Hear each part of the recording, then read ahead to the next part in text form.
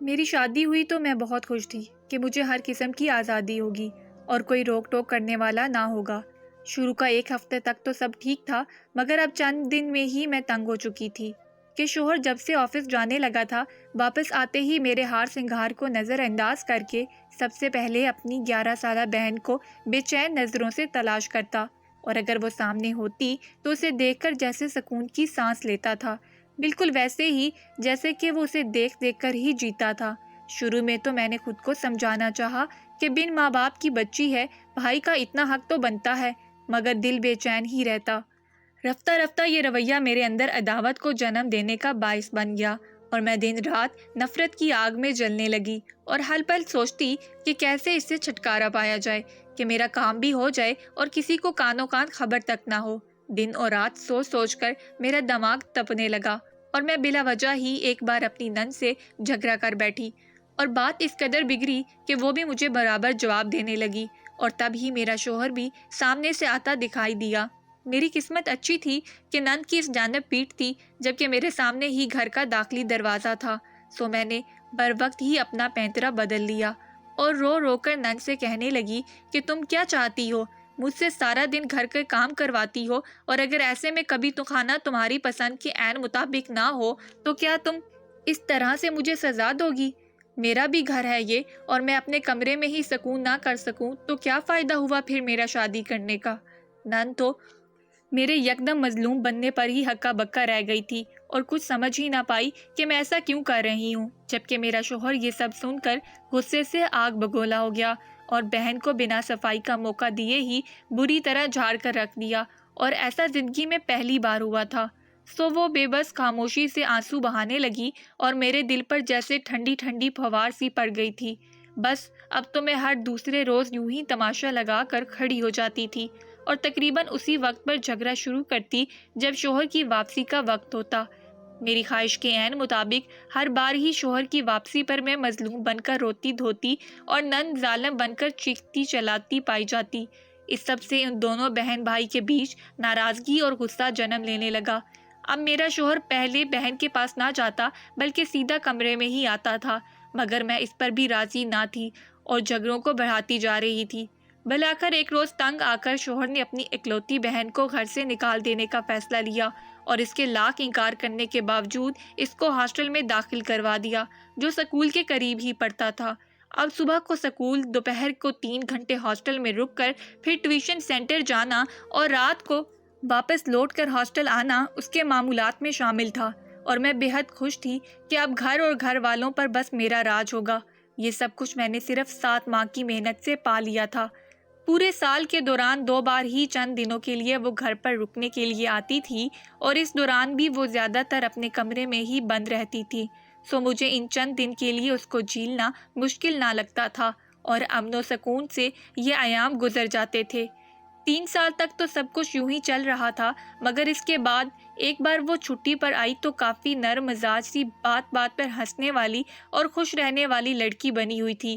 میں حیرت انگیز طور پر خوش تھی کہ اتنی سلجھی ہوئی ہے میری نند، اب تو ہر کام میں میرا ہاتھ بٹاتی، میرے آگے پیچھے پھرنے والی نند بن چکی تھی، اور مجھے کیا چاہیے تھا؟ ایک ہفتے کے بعد اس نے اپنی بھائی کی غیر موجودگی میں اپنی 5-7 سہیلیوں کو گھر پر بلا لیا، جو کھانے پینے کے لوازمات بھی سنگ لیے چلے آئیں اور نند کے کمرے میں گھس کر بیٹھ گئیں۔ اس دوران نند نے کھانے پینے کی اشیاء مجھے بھی لا کر دے دیں تو میں نے خاموشی سے سب کچھ تھام لیا، اور پھر روز ہی ایسا ہونے لگا۔ سب لڑکیاں آ جاتی اور میری نند کے ساتھ کمرے میں بیٹھ کر خوب ہلہ گلا کرتی، اور میں بھی خاموشی سے ان کو یہ سب کرنے کی اجازت دے دیتی کہ مجھے بھی کبھی چرخا بریانی تو کبھی تکہ بوٹی اور اس طرح کی دوسری فاسٹ فوڈ بنا 1 روپے بھی خرچ کیے مل جاتی تھی۔ پھر ایک دن ان سب نے مجھے بھی ضد کر کے اپنے ساتھ کمرے میں بلا لیا، اور پھر ان کے ساتھ موج مستی کرتے ہوئے میں جانے کب گہری نیند میں جا سوئی کہ مجھے اگلے دن بھی صبح 9 بجے تک کچھ ہوش نہ رہا۔ 9 بجے حال میں لگے گھڑیال کی آواز پر میری آنکھ کھلی تو میں ہڑبڑا کر کمرے سے باہر آئی، مگر سامنے ہی میری نند بیٹھی ناشتہ کر رہی تھی۔ مجھے دیکھ کر بولی کہ ارے بھابھی، آپ جاگ گئیں؟ لگتا ہے آپ کے لیے یہ سب پہلی بار تھا، اس لیے کافی دیر تک سوتی رہی ہیں آپ۔ میں نے پوچھا کہ تم تو اتنی دیر تک نہیں سوتی، تو پھر مجھے کیا ہو گیا تھا؟ تب تو اس نے مجھے یہ کہہ کر مطمئن کر دیا کہ وہ ابھی سب کی عادی ہو چکی ہے، اس لیے جلد ہی جاگ جاتی ہے۔ مگر آپ نے پہلی بار اتنا ہلا گلا کیا ہے، شاید اسی وجہ سے آپ اتنی تھک گئی تھیں۔ پہلے پہل میں بھی ایسے ہی پہروں سوتی رہتی تھی۔ میں بھی مطمئن ہو گئی کہ شاید یہی بات ہوگی، مگر چند دن بعد ہی میرے شوہر نے میرے ساتھ جو کیا وہ میرے ہوش و حواس سلب کرنے کے لیے کافی تھا، کیونکہ میرے شوہر کے ہاتھ میں وہ تصاویر تھیں جو میرے کسی کے ساتھ ناجائز تعلقات کو ظاہر کرنے کے لیے کافی تھیں، جبکہ وہ جگہ اور وہاں کی سجاوٹ تو ویسی ہی تھی جیسے نند کے کمرے میں ہوئی تھی جب میں بھی ان کے ساتھ ان کی پارٹی میں شامل ہوئی تھی۔ یہ سب کیا تھا؟ میری آنکھیں پھٹی کی پھٹی رہ گئیں۔ میرا نام سلمیٰ ہے۔ میں اپنے گھر میں سب سے چھوٹی بیٹی تھی۔ مجھ سے 7 سال بڑی ایک بہن تھی جو کہ سادہ سے گھر میں رخصت ہو کر گئی تھی اور بڑے بڑے سسرال میں زچ ہو کر رہ گئی تھی۔ سارا دن کام کاج کرتے اور ساس کے تانے سن سن کر مشکل ترین زندگی جی رہی تھی۔ اس کے حالات کو مد نظر رکھتے ہوئے میں نے گھر میں سب سے کہہ دیا کہ کسی چھوٹی سی فیملی میں ہی شادی کروں گی اور لڑکا بھی خوب کمائی کرتا ہو، ورنہ شادی ہی نہ کروں گی، یوں ہی کنواری رہ لوں گی۔ میری یہ بات سن کر ابا نے مجھے خوب برا بھلا کہا اور اماں نے کوسنے دیے کہ کنواری لڑکیاں اپنے منہ سے اپنی ہی شادی کی بات کرتی اچھی نہیں لگتی ہیں، مگر میں بھی بہت ڈھیٹ ثابت ہوئی تھی، اور جب بھی میری مرضی کے خلاف میرا رشتہ طے کرنے کی کوشش کی گئی تو میں پورا گھر سر پر اٹھا لیتی اور اتنا ہنگامہ کرتی کہ ابا خود ہی رشتے والوں کو انکار کر دیتے۔ اس سب کی وجہ سے دونوں ہی مجھے نالاں رہنے لگے تھے۔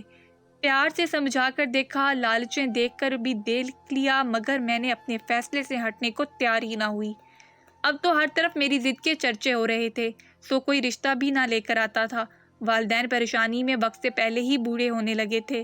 میں ان کی پریشانی سے خود بھی شرمندہ ہوتی تھی، مگر کیا کرتی اس دل کا جو کسی صورت یہ ماننے کو تیار ہی نہ تھا کہ میں نے زندگی بھر کا فیصلہ سمجھوتے کی بنا پر کر لوں۔ میں نے گھر والوں کو بہت سمجھایا کہ وہ میری فکر کرنا چھوڑ دیں، میرے نصیب میں اگر یہ خوشی لکھی ہے تو ایک دن مل کر رہے گی۔ کیا ہو گیا ہے؟ اتنی بڑی سرزمین پر ایک بھی ایسا شخص نہیں ہوگا جو میری مرضی اور منشا پر پورا اترتا ہو؟ نہیں، ایسا کوئی نہیں۔ کوئی تو ضرور ہوگا اور وہ مجھے مل بھی جائے گا۔ مجھے خود پر، اپنی قسمت پر اور قسمت کے بنانے والے پر پورا یقین ہے، اور دیکھنا مجھے میرے حصے کی خوشی ضرور ملے گی۔ جانے کیوں اور کیسے، مگر خود پر اور اپنے پر یقین پر دل سے یقین تھا۔ مگر گھر والے اب مایوس ہو چکے تھے۔ کبھی کبھی ایسا ہوتا ہے کہ جب آپ امید کی آخری حد پر پہنچ جائیں اور مایوس ہونے کا خطرہ ہو، تب اچانک سے اوپر والا آپ کو اس طرح سے نوازتا ہے، خود آپ بھی اپنے یقین کا اتنا بہترین انعام پا کر دنگ رہ جاتے ہیں۔ میرے ماموں کے دوست کا بھتیجا شادی کرنے کے لیے کسی ایسی لڑکی کی تلاش میں تھا جو اس کی بہن کو بھی سکھ سکون دے سکے، اور اس سلسلے میں اس نے کسی رشتے کروانے والی سے بات کی تھی، اور وہ رشتہ کروانے والی ہمارے محلے کی ایک عورت کی بہن تھی۔ اس نے باتوں باتوں میں اپنی بہن سے ذکر کیا تو اس خالہ نے میرا رشتہ بتا دیا کہ میں کیا چاہتی ہوں، اور میری والدہ اور بہن کی طبیعت کے بارے میں بھی بتا دیا کہ وہ کس قدر مخلص اور اپنوں پر جان دینے والی خواتین ہیں۔ ان کا ماننا تھا کہ جیسے میری ماں اور بہن ہیں، میں بھی ویسے ہی ہوں گی، بس یہ بے ضرر سی خواہش ہے کہ میرا سسرال بھرا پڑا نہ ہو، کہ مجھ سے اتنی زیادہ ذمہ داریاں نہیں اٹھائی جاتی۔ یقینی بات ہے کہ یہ سب کچھ میری ماں اور بہن پر ملنے والے سے کرتی تھیں، سو خدا خدا کر کے وہ رشتہ آ ہی گیا جس کا میں کافی عرصے سے انتظار کر رہی تھی۔ مجھے اس رشتے کے بارے میں سب کچھ بتا دیا گیا تھا، بس یہی ایک بات نہ بتائی کسی نے کہ حماد کا اپنی بہن سے جذباتی لگاؤ کس قدر گہرا ہے، یا شاید کوئی جانتا ہی نہ تھا۔ خیر، گھر والوں نے بھی سکھ کا سانس لیا اور خوشی خوشی مجھے حماد کے سنگ رخصت کر دیا۔ کچھ وقت کے بعد مجھے حماد کا اپنی بہن سے لگاؤ گھلنے لگا۔ میں جتنا تیار ہو جاتی یا جتنا پیار محبت جتا لیتی، مگر میرا شوہر پھر بھی مجھ سے بس واجبی سا تعلق رکھے ہوئے تھا، یا کم سے کم مجھے تو ایسا ہی لگا تھا۔ میں نے اپنی نند کے لیے دل میں جلن محسوس کی، جو بمشکل 11 سال کی تھی اور کسی قسم کی چالاکی اور عقل مندی سے ناآشنا تھی۔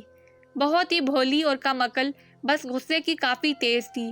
ویسے تو اس نے میرے ساتھ کوئی بھی بدتمیزی نہیں کی تھی، مگر میں دن رات اس کی نفرت میں جل جل کر چڑچڑے پن کا شکار ہو رہی تھی۔ ایسے میں ایک روز جب میں کچن سے سر درد کے باعث چائے بنا کر نکلی تو اچانک سامنے سے آتی حماد کی بہن فریہ عرف فری سے ٹکرا گئی، جو کافی لاپرواہی سے شاید کچن میں ہی جا رہی تھی۔ مجھے اس کو سامنے دیکھ کر اس قدر غصہ آیا کہ میں نے لگاتار 3 تھپڑ اس کے چہرے پر جڑ دیے۔ اس اچانک افتاد سے وہ بری طرح گھبرائی تھی۔ اوپر سے میں نے باتیں سنانا شروع کر دی۔ وہ تو ابھی تک تھپڑ کھا کر صدمے میں گھری تھی۔ میرے یوں زور زور سے چلانے پر وہ بھی رونے لگی، مگر میں نے غصے سے اسے جاہل، بدتمیز اور جانے کیا کچھ کہا، اور اس طرح وہ بھی بولنے لگی کہ اس میں اس کا کیا قصور ہے کہ اس کو مارا بھی اور اب باتیں بھی سنا رہی ہیں۔ اور پھر یہ بھی کہہ دیا کہ آنے دے بھائی کو، آج میں آپ کی شکایت ان سے ضرور کروں گی، پھر دیکھتی ہوں کہ آپ کیسے مجھے مارتی ہیں، بلکہ پھر تو شاید اس گھر میں رہ بھی نہ پائیں گی، اور اچھا ہے آپ کی جیسی بھابھی ہونے سے بہتر ہے کہ میرے بھائی اکیلے ہی رہ لیں۔ اس وقت حماد کو سامنے سے آتا دیکھ کر میں نے پینترا بدل لیا۔ اپنی بہن کی وہ چند باتیں سن چکا تھا، تو اس کے مطابق بھی میں ہی مظلوم بن رہی تھی، تو اس نے بھی مجھ پر یقین کر لیا اور بہن کو صفائی کا موقع دیے بنا ہی جھنجھوڑ کر رکھ دیا اور مجھ سے معافی مانگنے کو کہا، تو وہ بری طرح سے سہم گئی۔ اپنے بھائی کا یہ روپ اس نے پہلے کبھی نہ دیکھا تھا، اس لیے وہ یہ سب برداشت نہیں کر پا رہی تھی اور سر جھکا کر رونے لگی، مگر حماد نے اس کی ایک نہ سنی اور اس سے ناراض ہو گیا۔ یہ دیکھ کر میں اور شیر ہو گئی اور بڑے مزے سے اپنے کمرے میں چلی آئی۔ حماد فریش ہو کر آئے تو انہیں دیکھ کر میں نے سسک کر رونا شروع کر دیا اور یہ بھی کہہ دیا کہ آپ کے کہنے پر میں نے تو پہلے دن سے ہی اس کا خیال رکھا، مگر یہ مجھ سے ہمیشہ اس طرح سے پیش آتی ہے۔ لوہا گرم تھا، چوٹ کاری وار ثابت ہوئی اور انہوں نے فری کی جانب سے شرمندگی ظاہر کی اور مجھ سے معافی بھی مانگی تھی، جس پر میں نے اعلیٰ ظرفی کا مظاہرہ کرتے ہوئے فوراً ہی معافی بھی دے دی اور احسان بھی کر دیا کہ میں نے فری کو بھی معاف کر دیا ہے۔ اس سے میری قدر و منزلت اپنے شوہر کی نظر میں مزید بلند ہو گئی اور فری کی قدر کافی کم ہو گئی۔ مجھے اندر سے کمینی سی خوشی محسوس ہوئی تھی اور بہترین رشتہ بھی مل گیا تھا، جس کی مدد سے میں آسانی سے اپنی نند کو اپنے شوہر کی نظر میں مزید سے مزید گرا سکتی تھی۔ اب میں نے معاملہ فہمی سے چند دن تک بالکل چپ سادھے رکھی اور خود کو شوہر کی نظر میں اداس ظاہر کیے رکھا۔ پھر چند دن کے بعد میں نے دوبارہ سے خود ہی اپنی نند سے ٹکرا کر اس سے جھگڑا کرنا شروع کر دیا، اور اس بار میں نے وقت کا خاص خیال رکھا اور نظریں بھی سامنے ہی عین دروازے پر رکھی ہوئی تھیں۔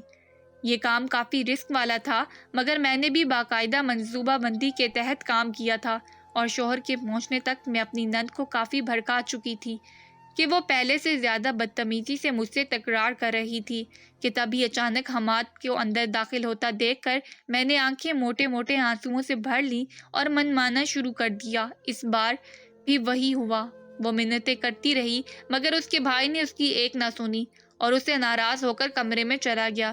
اب میں کافی احتیاط سے کئی دن تک خاموش ہو گئی اور پھر اچانک ہی تیسری بار بھی وہی سب دہرایا، مگر مجال ہے کہ میری بے وقوف ترین نند کو میری چال بازی کا اندازہ ہوا ہو۔